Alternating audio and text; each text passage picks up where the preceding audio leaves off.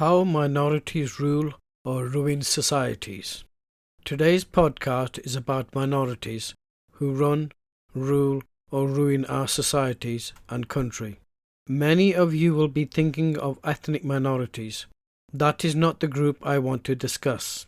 In any society, a small number of people determine how we live, how we work, how we are governed. Let's look at a few of these minorities. Every country has crime. The rates vary, but the types of crimes are the same. There are two types of criminals. 1. Opportunists. 2. Career criminals. The second group is the most dangerous. Using the example of the UK, the number of criminals in any country is usually a small number, but the damage they do is immense. To apprehend and convict a person is costly and time-consuming for the state and taxpayer. With serious crimes, a person will be held in custody or prison until the person's trial. The trial is costly with lawyers and court costs. Recently, a fraud trial cost the taxpayer millions of dollars and collapsed, with $40 million already spent on the trial prior to collapse.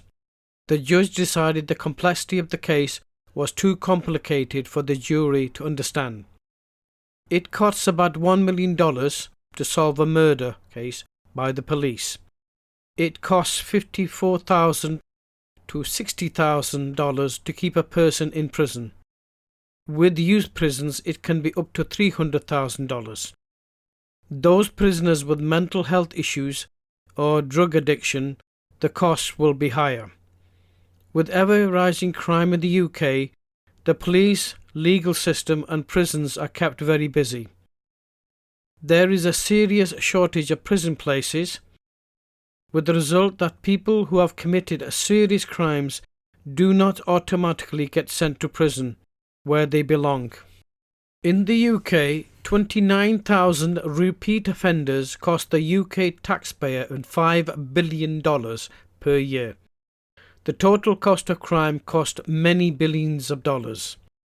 In the UK, the security industry is booming, from CCTV to security guards to burglar alarms and other security measures such as window locks.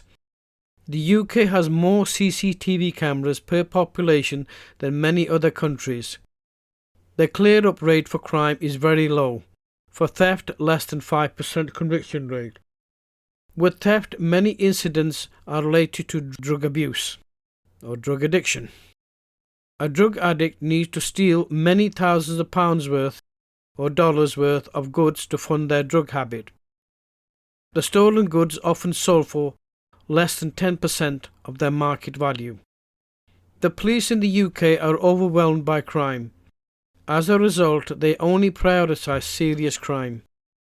So crimes like theft have low priority, which leaves homeowners to provide their own means of securing their property. In the London area, phone theft is rampant. Thieves on electric cycles will grab high-end mobile phones from people using them in public places. As people demand action, the police will say we need more money, while the politicians will say the police are giving enough money to deal with the situation. Having been subject to car theft and house burglary, I can say the police and politicians do very little to help victims. The police will give you a crime number for possible claim from your insurance company. They also give you a contact number of a social support organisation if you are distressed. Some residents in the UK have organised their own vigilante patrols in their neighbourhoods. A small minority of decent, hard-working people have left the UK for good, a country in long-term decline. With so many types of crimes and rising, what can be done? Tiger Motto's solution to crime are: sterilise habitual offenders so that there will be no more of them. Since repeat offenders do not change their behaviour and prisons do not work, have a gated city where they can live out their miserable lives. This gated community will have cameras to monitor them. They will not get welfare, forced to learn a skill, or get educated and work. Work will be brought to them. Much can be done online, say inputting data for public or private organizations. Since they will be sterilized, they can donate sperm or eggs to a bank prior to being sterilized. If at some future date they become civilized members of society, they can be put back into mainstream society and have children by unconventional means. What I have suggested may seem unduly harsh, but this is only for repeat offenders who are unwilling to change.